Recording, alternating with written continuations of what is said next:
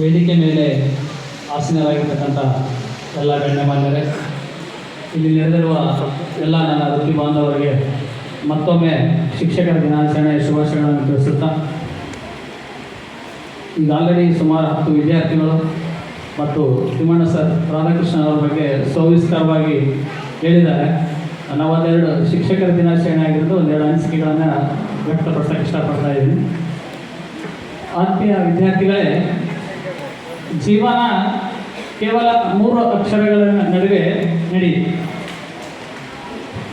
B C D. B C D.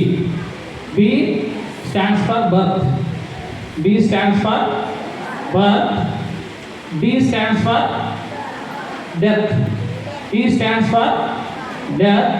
In between those two, birth ಮತ್ತು death ಅವೆರಡರ ನಡುವೆ ಏನಿದೆಯಲ್ಲ C, ಅದು ಏನು ಸ್ಟ್ಯಾಂಡ್ ಮಾಡುತ್ತಂದರೆ ಚಾಯ್ಸ್.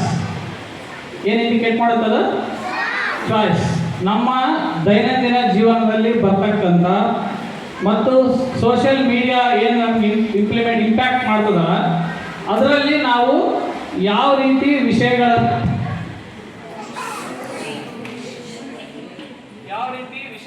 ನಾವು ಚಾಯ್ಸ್ ಮಾಡ್ತೀವಿ ಅನ್ನೋದ್ರ ಮೇಲೆ ನಮ್ಮ ಮುಂದಿನ ಭವಿಷ್ಯತ್ತು ನಿರ್ಣಯ ಆಗ್ತದೆ.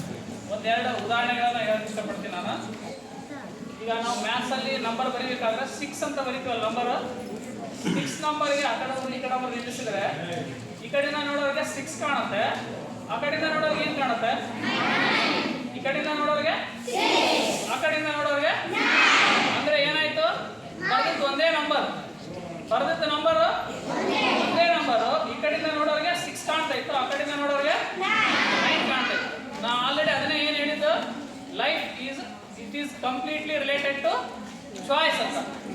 ನೀವು 6 ಅನ್ಕೊಂಡ್ರೆ 6, ಆ ಕಡೆಯಿಂದ ನೋಡೋರಿಗೆ 9. ನಾವು ಯಾವ ರೀತಿ ಸಮಾಜದಲ್ಲಿ ಆಗುವಂತಕ್ಕಂಥ ಘಟನೆಗಳನ್ನ ಯಾವ ದೃಷ್ಟಿಕೋನದಿಂದ ನೋಡ್ತೀವಿ ಅನ್ನೋದ್ರ ಮೇಲೆ ನಿಮ್ಮ ಭವಿಷ್ಯತ್ತು ನಿರ್ಮಾಣ ಆಗುತ್ತೆ. ಇನ್ನೊಂದು ಎಕ್ಸಾಂಪಲ್ ಹೇಳ್ತೀನಿ. ಒಂದ್ ಕಡೆ ಬೋರ್ಡ್ ಮೇಲೆ ಗಾಡ್ ಈಸ್ ನೋ ವೇರ್ ಅಂತ ಬರೆದಿರ್ತಾರೆ.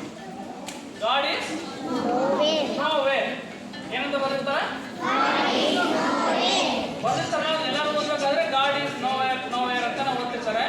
ಇನ್ನು ಕೆಲವೊಂದಿಷ್ಟು ಜನ ಅಲ್ಲಿ ನೋ ವೇರ್ ಅಲ್ಲಿ ಇರ್ತಕ್ಕಂಥ ಡಬ್ಲ್ಯೂ ಅನ್ನ ಈ ಕಡೆ ಸೇರಿಸ್ಕೊಂಡು ಓದ್ತಿರ್ತಾರೆ. God is now here.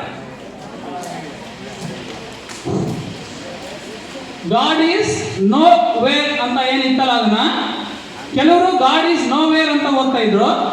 ಇನ್ ಕೆಲವರು ಗಾಡ್ ಈಸ್ ನೌ ಹಿಯರ್ ಅಂದ್ರೆ ಆ ಕಡೆ ಇರ್ತಕ್ಕಂಥ ಡಬ್ಲ್ಯೂ ಅನ್ನ ನೋ ಜೊತೆ ಸೇರಿಸ್ಕೊಂಡಾಗ ಏನಾಯ್ತದ? God is now here. ಮೊದಲೇನಾಯ್ತು ಸೆಂಟೆನ್ಸ್? ದೇವರು ಎಲ್ಲಿದ್ದಾನೆ ಆಗಿತ್ತು. ನೆಕ್ಸ್ಟ್ ಏನಾಯ್ತು? ದೇವರು ಇಲ್ಲೇ ಇದ್ದಾನೆ ಅಂತ. ದೇವರು ಎಲ್ಲಿ ಇದ್ದಾನೆ ಆಗಿತ್ತು ಫಸ್ಟ್, ಆಮೇಲೆ ದೇವರು ಇಲ್ಲೇ ಇದ್ದಾನೆ. ಎರಡರಿಂದ ಏನು ತಿಳ್ಕೊಬೋದು ನಾವು?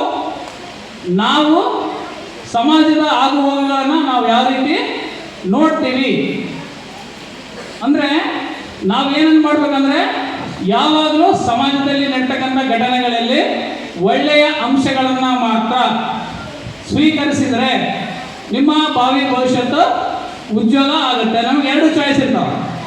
ಯಾವಾಗಲೂ ಯಾವ್ದು ನೆಗೆಟಿವ್ ಇರುತ್ತೋ ಅದ್ರ ಕಡೆ ಅಟ್ರಾಕ್ಷನ್ ಜಾಸ್ತಿ ಇರ್ತದೆ.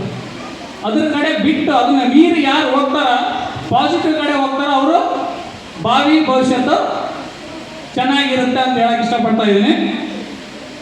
ನೆಕ್ಸ್ಟ್ ಇನ್ನೊಂದು, ನೀವು ಆಲ್ರೆಡಿ ಎಲ್ಲರೂ ಮಾತಾಡಬೇಕಾದ್ರೆ ಮೊದಲ ಆದ್ಯತೆ ತಂದೆ ತಾಯಿ ಕೊಡ್ತೀವಿ, ನೆಕ್ಸ್ಟ್ ಗುರು ಕೊಡ್ತೀವಿ ಅಂತೇಳಿ. ಆದರೆ ಇವಾಗಿನ ಟ್ರೆಂಡ್ ಏನಾಗಿದೆ ಅಂದರೆ, ನಾವು ಆಲ್ಮೋಸ್ಟ್ ಎಲ್ಲ ವಿದ್ಯಾರ್ಥಿಗಳು ನಾವೆಲ್ಲರೂ ಒಳಗೊಂಡಂತೆ ತಾಯಿಯಂದಿರಿಗೆ ರೆಸ್ಪೆಕ್ಟ್ ಕೊಡೋದು ಕಡಿಮೆ ಆಗ್ತದೆ. ಹಲವಾರು ಪೇರೆಂಟ್ಸ್ ಫೋನ್ ಮಾಡ್ತಾರೆ, ನಮ್ಮ ಮಾತು ಕೇಳಂಗಿಲ್ಲ ಸರ್ ಹುಡುಗರನ್ನು. ನಾವು ಕಾಮನ್ ಆಗಿ ತಾಯಿಯಂದಿರಿಗೆ ಮಮ್ಮಿ ಅಂತ ಕರಿತೀವಲ್ಲ, ಅದು ಉಲ್ಟಾ ಮಾಡ್ರಿ ವಾವ್ ಆಗ್ತದೆ. MOM mom. ಉಲ್ಟಾ ಮಾಡಿ ಓದಿದ್ರೆ WO ವಾವ್. ಅಂದ್ರೆ ಏನೋ ತಾಯಿಗೆ ನಾವೇನು ಮಾಡ್ತಾ ಇದ್ವಿ, ಅಕ್ಕಿ ಕೆಲಸ ಹಾಗೆ ಮಾಡ್ಕೊಂಡು ಹೋಗ್ತಿರ್ತಾಳ, ಅದು ಯಾರಿಗೂ ನಾವು ಅದನ್ನು ಪರಿಗಣಿಸ್ತಾ ಇಲ್ಲ. ಇದನ್ನ ಏನು ಮಾಡ್ಬೇಕು, ನಾವು ನೋಡುವ ದೃಷ್ಟಿಕೋನವನ್ನು ಬದಲಾವಣೆ ಮಾಡಿಕೊಳ್ಬೇಕು. ಬರೀ ಭಾಷಣದಲ್ಲೇ ತಂದೆ ತಾಯಿ ಗುರು ಅಂತ ಹೇಳಿದ್ರೆ ಆಗಲ್ಲ. ತಾಯಿಯನ್ನು ನಾವು ನೆಗ್ಲೆಕ್ಟ್ ಮಾಡಬಾರ್ದು. She is not a mom, she is wow. ಅರ್ಥ ಆಯ್ತಲ್ಲ? ಇಷ್ಟು ಹೇಳ್ತಾ ಒಂದು ಇಬ್ಬರಿಗೆ ಅಭಿನಂದನೆಗಳನ್ನು ಸಲ್ಲಿಸಲಿಲ್ಲ ಅಂದರೆ ನನ್ನ ಅನಿಸಿಕೆ ಪೂರ್ಣ ಆಗಲ್ಲ ಅನಿಸುತ್ತೆ.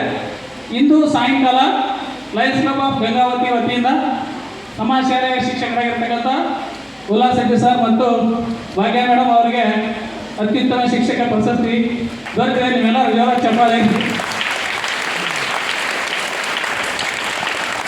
ಅದೇ ರೀತಿಯಾಗಿ ಈ ಒಂದು ಶಿಕ್ಷಕರ ದಿನಾಚರಣೆಯನ್ನು ಕೊಟ್ಟಿರುವ ಸಮಯದಲ್ಲಿನೇ ಅತ್ಯಂತ ಅಚ್ಚುಕಟ್ಟಾಗಿ ಆರ್ಗನೈಸ್ ಮಾಡಿ ಎಲ್ಲ ಶಿಕ್ಷಕರನ್ನು ಒಳಗೆ ಸೇರಿಸಿಕೊಂಡು ಅತ್ಯುತ್ತಮವಾಗಿ ಕ್ರೀಡೆಗಳನ್ನು ಆಡಿಸಿ ಈ ಒಂದು ಶಿಕ್ಷಕರ ದಿನಾಚರಣೆ ಯಶಸ್ಸಿನಲ್ಲಿ ಪಾಲ್ಗೊಂಡಿರ್ತಕ್ಕಂಥ ಎಲ್ಲ ವಿದ್ಯಾರ್ಥಿಗಳಿಗೂ ಸಹ ಅಭಿನಂದನೆಗಳನ್ನು ಸಲ್ಲಿಸುತ್ತಾ ನನ್ನ ಎರಡು ಮಾತುಗಳನ್ನು ಮುಗಿಸ್ತಾ ಇದ್ದೀನಿ. ಧನ್ಯವಾದ.